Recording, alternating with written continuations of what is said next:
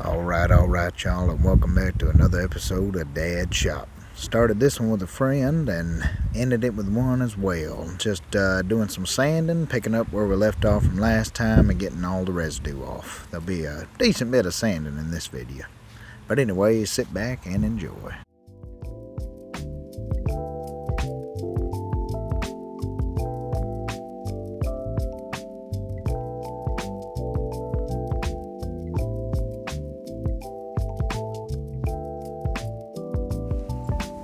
Now here is a little interesting thing. I had to do some hand sanding, but this is just a quick little easy way to make a hand sander so it doesn't a little easier to hold with your hands. Just a couple little 1/2-inch screws and wrap them around the board and you got yourself a hand sander.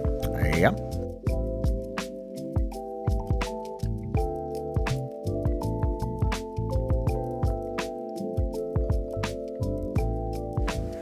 Now, the reason why I'm saying it like this is because when you go with the grain, it helps kind of give it that polished look, and it'll help my stain sink in just a little bit deeper, and kind of helps give it that refined edge and finish.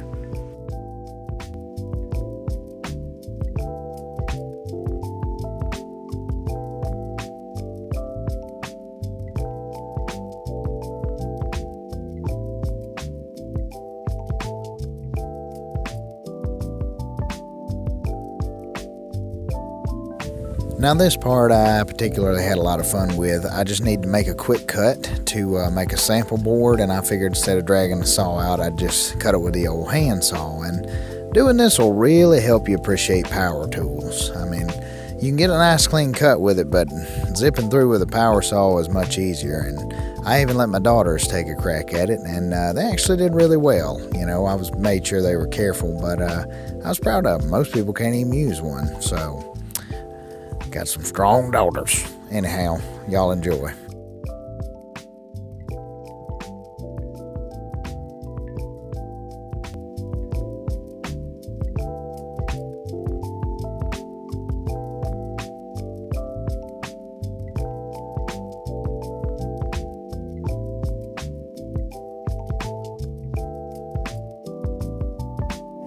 Alright, so after getting that done and having quite the arm pump, I'm not going to lie to you, I decided to go ahead and start my sanding, and I'm just doing a quicker process than what I did on the other board so I can have a nice smooth surface to do some stain samples on.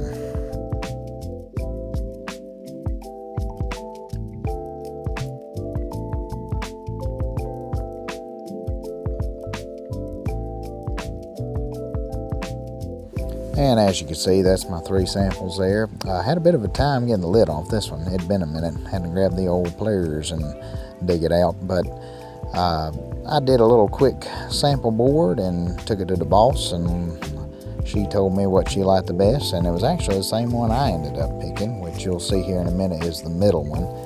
That was the Roanoke. Brings out a little red in the wood, and I think it was a good choice.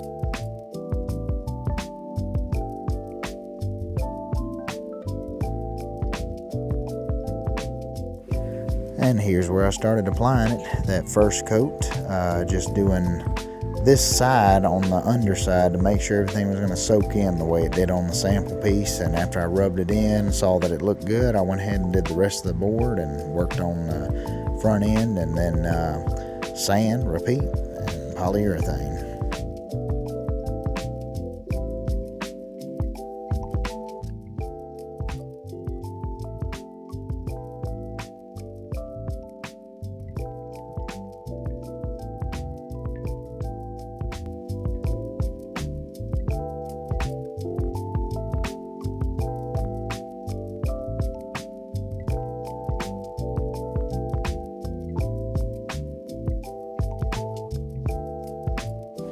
These sides in particular were interesting because you see here I had to dab each place where the saw blades dug in because it was just little bitty grooves that I had to make sure that stain soaked into. I had to do it on top, bottom, everywhere really except for the ends that I cut.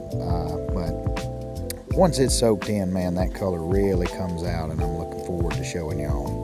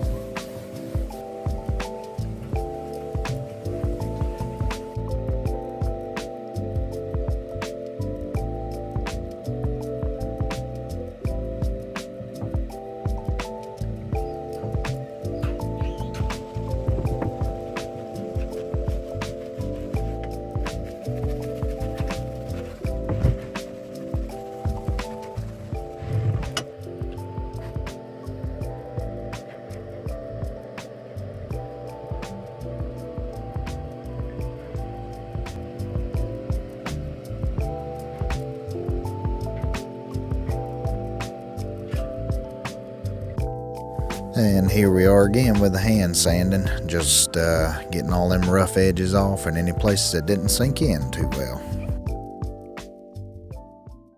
Well, all right, y'all. It's been about an hour since I put that stain on, so we're gonna come out here. I had set it in the sun. I want to see how she looks. Got all my salt horses out here. Oh yeah. I had flipped it just a few minutes ago to let this side get a little bit drier, but this is a quick dry stain, and it lives true to its name because it's pretty well dry right now. So what we're gonna do with this is take it inside and probably put a light sand on the top, and may go ahead and polyurethane it. We'll see.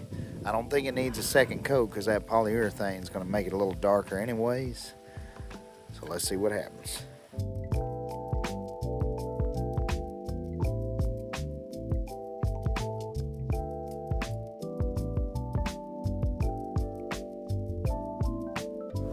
And now I went ahead and started with the polyurethane after I got that light sand on there after I stained it. And the reason why I didn't go with a second coat, this wood, I believe it might have been some type of flooring in an old rail car, so it was very oily wood, so it almost had like a natural stain to it. And it's really hard to get your stain to soak into those layers if your wood's already kind of oily, and working with older lumber you're going to run into that sometimes. But it did soak up the first layer of stain a lot better than I thought, and it soaked up the polyurethane just as well. I was really happy with the finished product that you're going to see here real soon.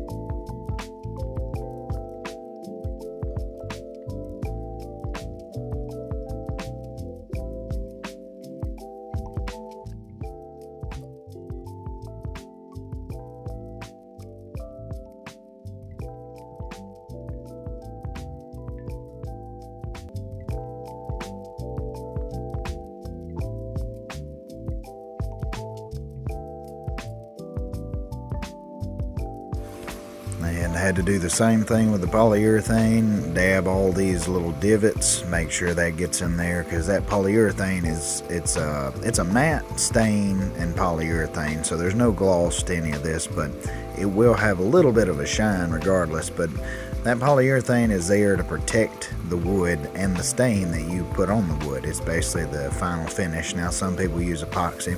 I'm not familiar with epoxy, but I'm going to start practicing, and maybe one of these days, it will be. But y'all are going to see me practice, so we'll be in this together. But I let that poly dry, and then I sanded it very lightly, hand sanded it, and then I put this final coat on and rubbed it in and let her sit overnight. And that was about it for prep work. It's going to soon be time to install. See y'all soon.